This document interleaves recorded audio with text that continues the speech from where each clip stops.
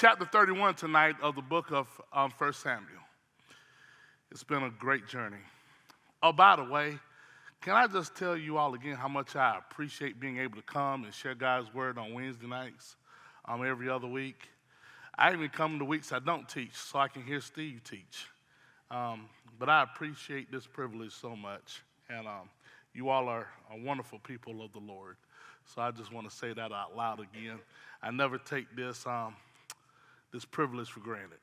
So I come to share God's word and make sure that I get some ice cream after this is over with. So I just thought I'd say it out loud with my... Boy, I tell you what, y'all it'll take y'all about 5 minutes to catch up with my joke. But anyway, 1 Samuel chapter 31. You know, the best way to understand this, if you could go back to what Pastor Steve was talking about last week with chapter 30, you have David, he's fighting in the south. And he's fighting to protect Ziklag, his city there, and get back the spoils that were taken and encourage himself in the Lord and all those kind of things. But I think simultaneously, while David's fighting his battle with the Amalekites in the south, you have Saul fighting his battle in the north, and in Gibeah. And two distinct battles going on, two really different outcomes you'll see. When it comes to David, David won his battles, and he collected his spoil, and he divided what he had among his men. But Saul, on the other hand, lost his battle. It was pretty definite defeat, and he was stripped by his enemy. We see it very clearly here in chapter 31.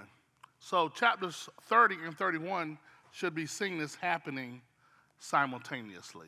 I think there's enough evidence in the text that tells me there are two different things happening.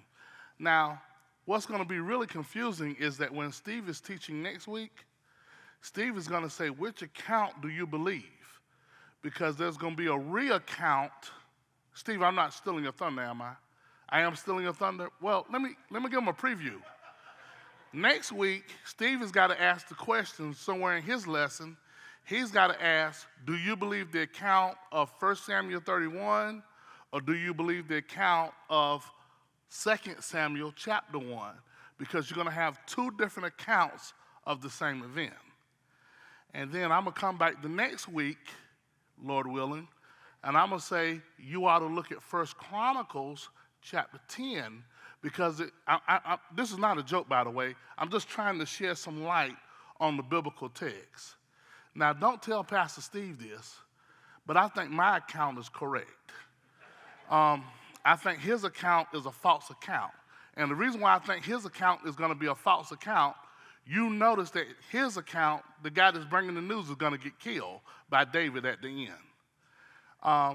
In my account, his armor bearer falls on his sword because his master, his leader, falls on his sword. And I think 1 Chronicles chapter 10 bears out this story that the account in chapter 31 is correct. Now, the reason why I'm bringing this up is because news travels fast. Okay, you all from a big city. That's why y'all don't understand what I'm saying. But I'm from Dillon, South Carolina. We have the Dillon Herald in Dillon, South Carolina. But before the Dillon Herald is printed, news has already traveled through our small town. Matter of fact, it's so small, the guy can be chewing tobacco and spitting, and it's all the way across town before you even know it. I mean, that's how quickly, some of y'all got to catch that on the way home. That's how quick news travels in a small place, in a small town. Everybody wants to get ahead of the story. In Columbia, of course, we have 3 or 4 news stations. Everybody wants to be the first to get the news out. Y'all understand what I'm saying? Okay, praise. You know, WIS wants to get it out first. Channel 25 wants to get their version out. What's the other channel? Channel 19 wants to get their wants to get their news out. The CW wants to get their news out. And then there's the truth. And that's what we're dealing with here tonight. Did y'all catch? I tried to slip into there really, really. Oh. Well, let's look at our text. Now the Philistines were fighting against Israel. In the Hebrew, there's a verb consecutive here, which really helps me understand there's two stories going on at the same time. And that's why I've already built my case for chapters 30 and 31 happening at the same time. Anytime you have like this now in the Hebrew, it's different from it's in the Greek. It's like, now let's look at this story over here versus this story over here. So the writer here is telling you, compare what's going on. And they're fighting against Israel. And the men of Israel fled from the Philistines, according to our text. From the Philistines, and fell slain in Mount Gibeah. You all remember the last time that Gibeah was talked about was during the time of Gideon. And Gideon was a mighty man of God. He comes from the least tribe, and he was the least of that clan. So he could have been said to be the lowest person in the country. But God somehow raised him up to be the leader. And he had a great start. Of course, he didn't have the best finish, but he had a wonderful start. And that's kind of the history of Gibeah. Now Gibeah is going to be known as a place of defeat. The defeat of Israel's first king, that of Saul. The Philistines overtook Saul and his sons, and the Philistines killed Jonathan. Go back to verse 2 up here, dear brother. Yeah. And they killed Jonathan. We should stop right there. Of course, it didn't just kill Jonathan, but killed Saul's other two sons as well that are listed here in the text. There are always casualties as it relates to sin. Let me see, can I say this better? I wish I was a better expositor to say this clearly. When there's disobedience, when there's outright sin, when people do what they want to do, sometimes people will be in your company, in your circle, and they'll become casualties of what you put them through. And for Saul, even though I think Jonathan, I love Jonathan. Jonathan is the man to me. He recognizes David as the future king. Y'all remember back in 1 Samuel chapter 18? Y'all remember that song, don't you? Saul slays his 1,000 and David his 10,000. Of course, Jonathan didn't write the song, but Jonathan didn't help it out when he took his ring off and he took his robe off. And he began to give David those precious things that would suggest that David was now the prince of Israel. Jonathan recognized it. Of course, we don't hear anything from his brothers. Of course, there's one that's not listed here that we'll quickly talk about in 2 Samuel, and that's Ishbosheth. And he's going to think he's supposed to seize the throne because he's next in line. But God was not going to allow him to succeed. Why? Maybe because he'd already promised David that his dynasty would be cut off.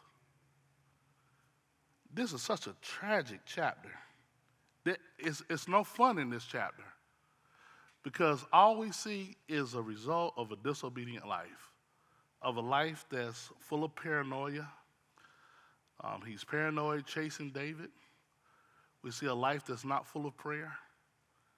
We see a life that has stooped so low to chase witches, to get a word from witches instead of a word from the Lord. We see a life that's really low at this point, and he dies. And all we can see is defeat, and all we can really see is death. Okay, when you get to verse 3, the battle went heavily against Saul, and the archers hit him, and he was badly wounded by the archers. Then Saul said to his armor bearer, verse 4, he says, "Draw your sword and pierce me through with it. Otherwise, these uncircumcised will come and pierce me through and make sport of me." But his armor bearer would not, for he was greatly afraid. So Saul took his sword and fell on it. What a powerful verse. He wasn't really concerned how he looked in God's eyesight. But do you all notice he really was concerned how he would be viewed in man's eyesight? He said, take my life, because if they get a hold of me, they're going to make sport of me. And I don't want to go out like that. He won a warrior's death, even at the end. He was concerned about looking good at the end. I know this is not our problem here at Calvary Chapel, but can I ask this question anyway? Do any of you worry about looking good in front of man, but yet walking in disobedience before God? Okay. Yeah, it is wrong, church, because they looked at me like, why did you even ask us that question?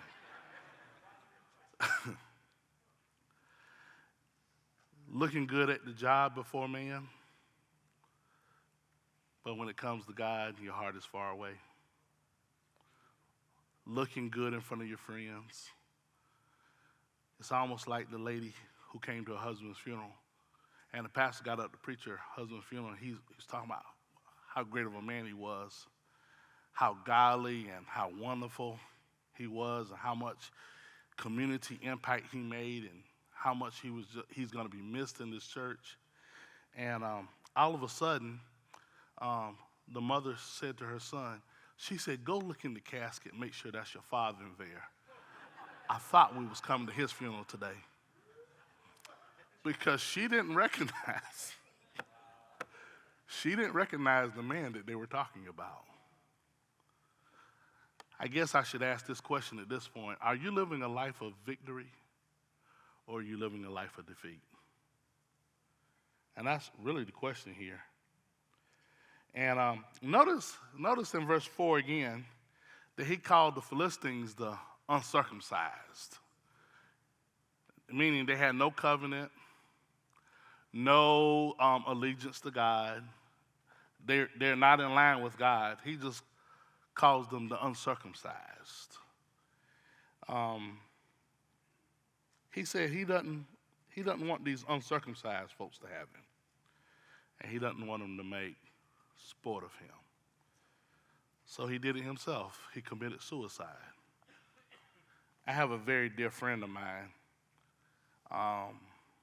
who made national news last week.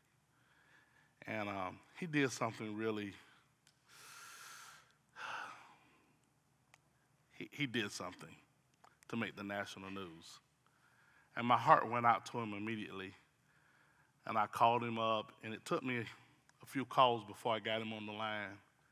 And I asked him, how are you doing? And the first thing he said, I think I made myself look like a fool in front of a lot of people. Yeah, you really did.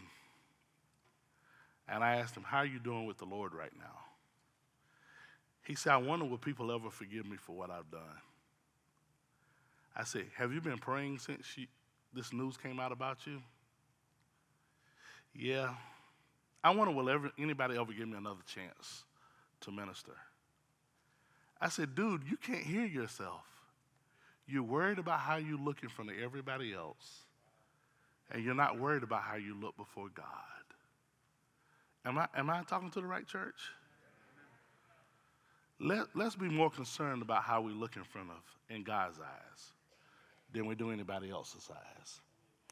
In verse 5, when his armor bearer saw that Saul was dead, he fell on his sword and died with him. Wait a minute. I ain't never been that close to anybody that I want to die with them. But yet, he wanted to die. You know why he wanted to die? They were probably going to take his life anyway. Because,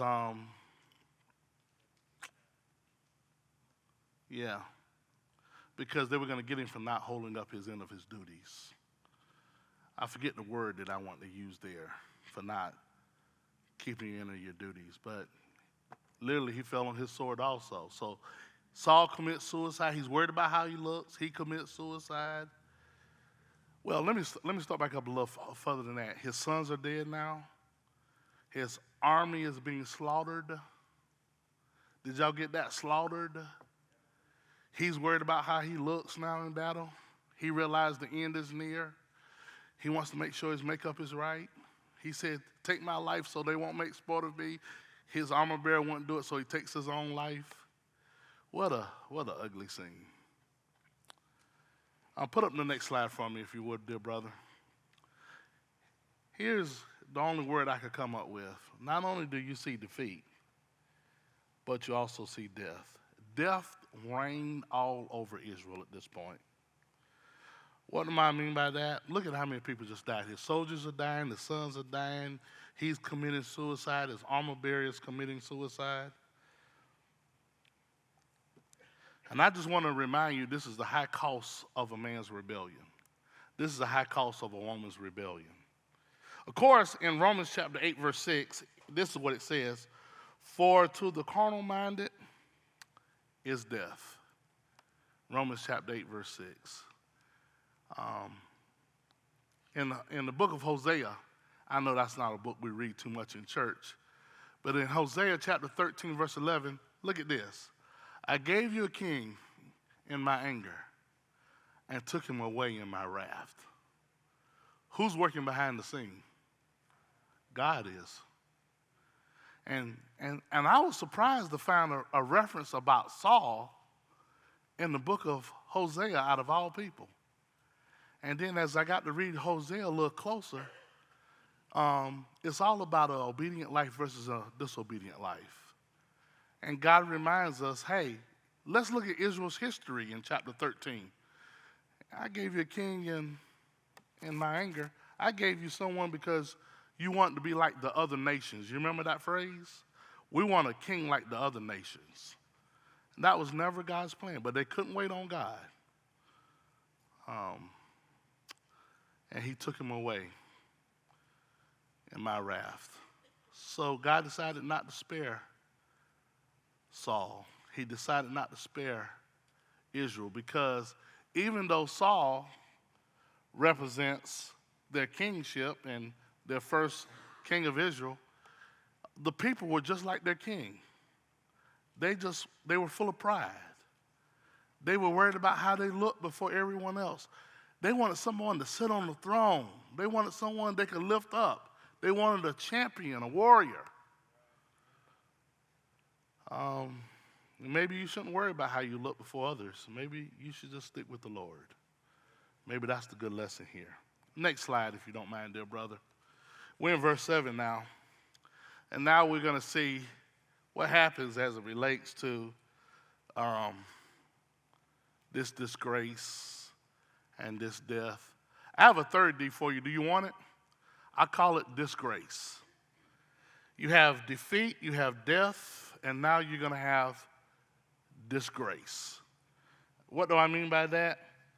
Because when the men of Israel who were in the other side of the valley, with those who were beyond the Jordan, saw that the men of Israel had fled and that Saul and his sons were dead, they abandoned their cities and fled. Then the Philistines came and lived in them. Let me stop right there at verse 7. And let me see, can I give you a overview again? Saul's sons are dead. His army is being slaughtered. Saul is concerned about looking good. He commits suicide. His armor bearer commits suicide. And now to make matters worse, Israel is losing territory.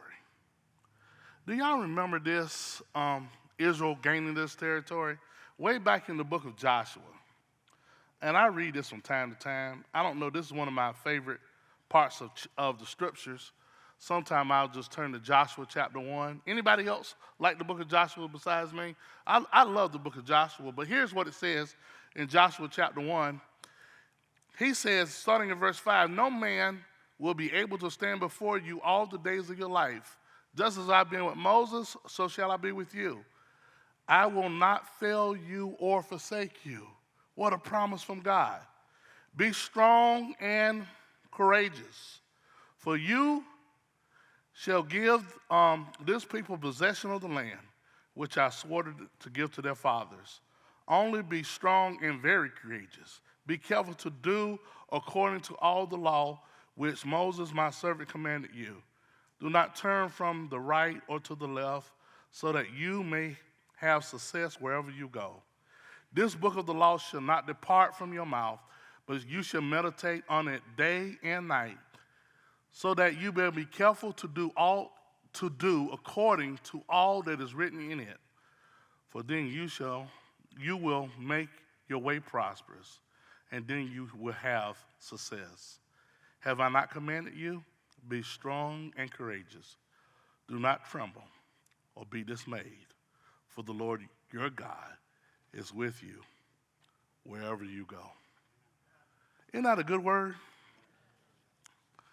Now they go from that to now losing territory. Now, I hope I'm not over-spiritualizing the text here. And I know I'm not talking about anybody at Calvary, so I'm not over-spiritualizing the text. Steve, if I over-spiritualize this, will you fix it for me, please? Fix this if I over-spiritualize it. Have y'all ever seen anybody lose territory because they became disobedient to God? Have you ever seen somebody lose their family because they become disobedient? Or lose their job because they become disobedient? Or lose their reputation because they become disobedient? I mean, they just start losing territory because you become rebellious and disobedient to God. And I think that's the idea here. When you see now the Philistines, they're not just vacationing there. Did y'all see the same thing I saw? They're now living in Israel's territory. The territory that was won by Joshua, now the Philistines are now living in that territory. Can I push my idea of disgrace even more? It came about the next day in verse 8, when the Philistines came to strip the slain, that they found Saul and his 3 sons on Mount Gibeah. What did they do? According to verse 9, they cut his head off, and they stripped him of his weapons, and sent them throughout the land of the Philistines to carry the good news to the house of their idols and to the people. Let me help you with this disgrace. You remember back in, I think it was 17, that they had the battle against David and Goliath? It was chapter 17, somewhere around there. And you remember Saul said, use my armor, use my shield, use my sword, use my helmet. And how much of it fit David at the time? None of it. He went out with some slingshots because he was used to this. God had given him victory with the bear and with the lion. And he said that he's going to give him this uncircumcised Philistine. And did God do it? Yes, he did. And what did David do when Goliath was slain? Cut his head off. As a sign of cutting off their power, of cutting off their victory. Now the Philistines are returning the favor. Now, can I just bring up something? What would have happened if David would have gone into battle with the Philistines? That would have been a mess. Because I know David wanted to go against his Lord, but what mess would it have caused for David to go into battle? But you see the further disgrace that I'm trying to bring up here? They sent Saul's head through the land. Just what Saul feared would happen, that they would make sport of me, is actually happening. And according to verse 10, if you're still looking there with me, in verse 10, they put their weapons in the temple of their gods, Ashtaroth, and they fastened his body to the wall of Bashan. Put him in the temple of Dagon. In other words, showing that he has no power, no authority, and it's almost like you beat us before, but now we have the trophy in our case now. It's almost like South Carolina did Clemson last year when they got the trophy.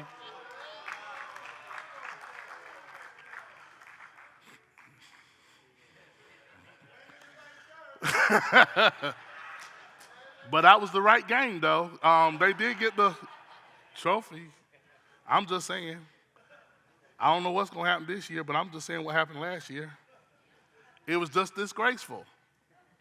Can you imagine losing your... Can I review for you real quick? Saul's sons die. Soldiers are being slaughtered. Y'all still with me? Saul is worried about how he's going to look. Saul commits suicide. Then his armor bearer commits suicide. Then the Israelites realize that the other Israelites are fleeing, so they leave, and the Philistines come and they take that territory. Then they find Saul's body and the body of his sons. And they want everyone to know. So they sent their head around and their bodies around. Matter of fact, they even put their weapons there to show how superior they are. Wow. Turn to the next slide, dear brother. Well, I thought there was a word there. Go back to verse 11 just for a moment. Go back up to verse 11. Now when the inhabitants of Jabes Gilead heard what the Philistines had done to Saul, all of the valiant men rose and walked all night and took the body of Saul and the body of his sons from the wall of Beshin. And they came to Jabesh and buried them there. They took their bones and burned them under the Teneric Rix tree in Jabesh and fasted 7 days. So you go from defeat to death to disgrace. And the last word I want to leave with you is devotion. These guys of Jabes Gilead, they risked their lives to honor Saul, even in his death. They wanted to give him a decent burial. They wanted to rescue him. They wanted to show their gratitude for his life.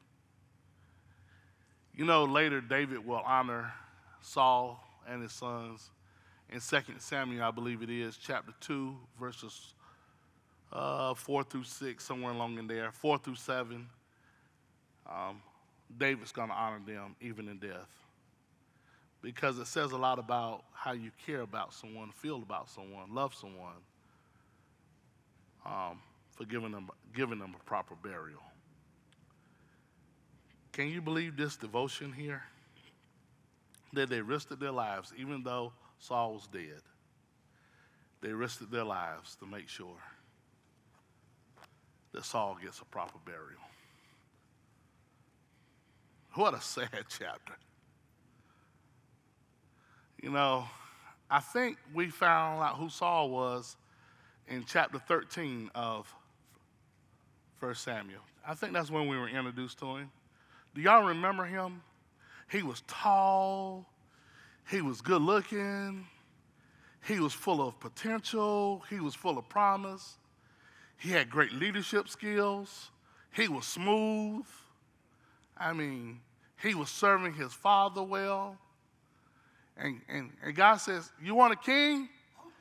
This is the kind of king you want right here. They say, yes, he's good looking. He's got all the qualities we like. We'll take him. So they took Saul. How long did it take Saul to mess up? By the time we get to chapter 14, Saul shows us how impatient he is by not waiting on Samuel. He decided to offer sacrifices himself and not wait on the man of God. And Samuel said, what have you done? Why didn't you wait? He said, because the people were scattering. And he says, God has rejected your dynasty. So by the time we get to chapter 15, wait a minute, I missed another story in chapter 14. You remember his son shows more valor than he does. And he takes one of his armor bearers up, and he takes out a large group of the Philistines. And he says, oh, why would you do that? Why would you do that? Because he has more, he believes and trusts God more than even his father does. Remember in chapter 15 with the Amalekites? He says, go and slaughter them, every last one of them. And Saul said, I can do that. Did he do that? He kept the good stuff, didn't he? And we have this famous verse, obedience is better than, that word, sacrifice. I mean, it's terrible, isn't it? And between chapters 13, chapters 15, not only has he rejected him in terms of his profession, in terms of his dynasty, but he's also rejected him personally. That of Saul. By the time we get to chapter 16, Saul is having some problems. Y'all remember the problems that Saul was having? He had demons that were bothering him. So David would come in and play the harp and would soothe him. And that's when we see this introduction of David to the palace. Oh, by the way, I skipped over the first few verses there. Notice that God sent Samuel to go anoint another king, and it was that of David. You remember Jesse brought in his older sons first, and Jesse and he kept telling Jesse, no, it's not that one, it's not that one, it's not that one. But when David came in, it was almost like the oil leaked out of the vase for him. But here's Saul again. He's still good looking, he's still tall, but he ain't no fool though, because when Goliath stepped out there, he said, my man ain't no fool, I ain't fighting you. He says, if anybody's willing to go fight Goliath, I'll make sure you don't have to pay taxes forever. Matter of fact, your family won't have to pay taxes forever. Fight this guy. And of course, David had stopped by Publix to take his brothers something on the, I don't know if it was Publix, it was probably Food Line. But anyway, he was taking his brothers some food. This side of the room is so dead. Let me get with this side of the room over here. They're still trying to figure out what year was Publix started. But anyway, they came out to the battlefield. Y'all still remember this, don't you? And he was trying to get an update of what's going on. And they said, David, this is men's stuff here. You're not really old enough for this. And all of a sudden, he said, well, who is this uncircumcised Philistine talking? And word got to Saul that this little boy is willing to fight this grown man. Come on up. And God gives him the victory. By the time we get to chapter 18, we see the first little bit, we see the first little bit of Saul's paranoia, don't we? Because when that song came out, all of a sudden, his eyes fastened on David. And he had issues with David from chapter 18 to chapter 31. He never took his eyes off of David because David made him look bad. Even though this first part of the song says Saul slays his 1,000, it was the second part of that song that Saul didn't like. David his 10,000. And from that point on, it was terrible. Chapter 19, chapter 20. Jonathan says, I like him. I don't see what the big deal is. And you remember he took his sword and he threw it at Jonathan. You idiot. Why would you I'm sorry, I shouldn't have used the word idiot in front of you all. You fool. Why would you do this? Why would you allow him to take over your throne? Because I think he has the right stuff. I think he's a nice person. No, you're cutting off my legacy. You're cutting off my dynasty. And here it is. He's chasing David to a cave. He's chasing David from city after city. Saul gets so desperate. Steve, I think you taught me a few weeks ago that Saul is so desperate, he's talking to a witch. Who talks to a witch? a man that's living in full rebellion and full disobedience. Are y'all still with me? What a tragic life. And by the time we get down to the end, he's just trying to make sure, is my hair right? Yeah, okay. I'm good now. He wants to make sure he dies looking better, looking good in front of man, instead of looking good in front of God. You know, what if he would have been obedient to God and God would have given him the victory in chapter 31? This chapter would have been all about the glory of God instead of the defeat of his first king. So that's why I ask you tonight, what kind of story will you leave behind? Will you leave one behind a victory? Or will you leave one behind a defeat? And I think the author has done a marvelous job as we've gone through 1 Samuel. He's done a great job of saying, hey, look at Samuel's life. He's saying, hey, look at Samuel versus Eli. You don't want to end up like Eli. You want to end up like Samuel.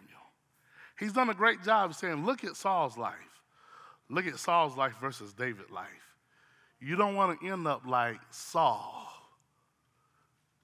You want to end up like David, a man that's after my own heart. Now, does it mean that David's perfect?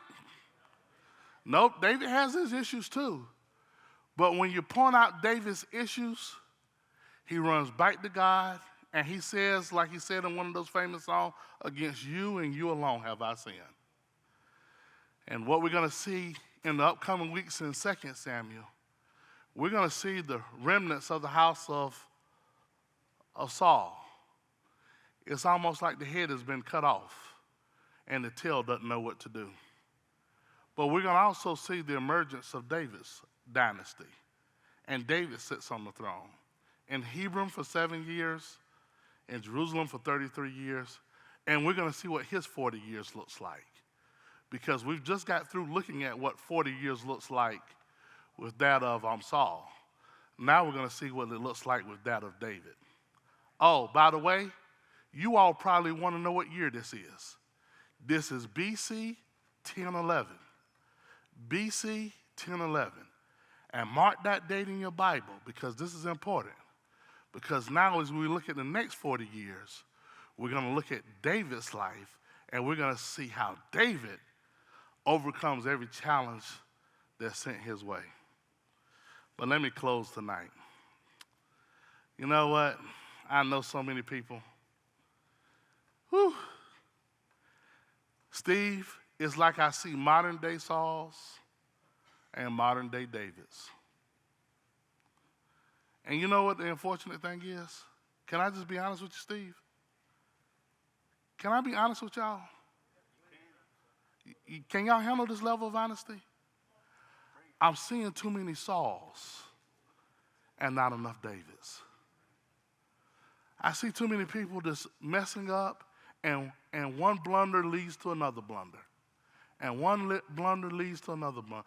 From family dynamics to community dynamics to workplace dynamics, just one blunder after another.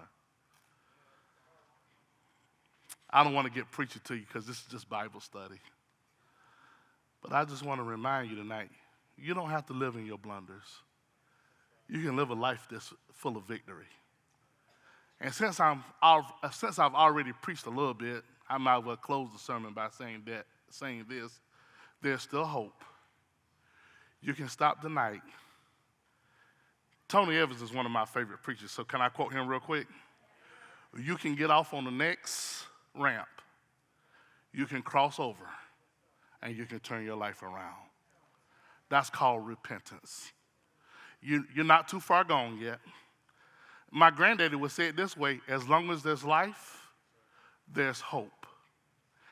As long as you're still alive, there's hope tonight. You can change your story. You can turn it around. God can pull you closer to himself.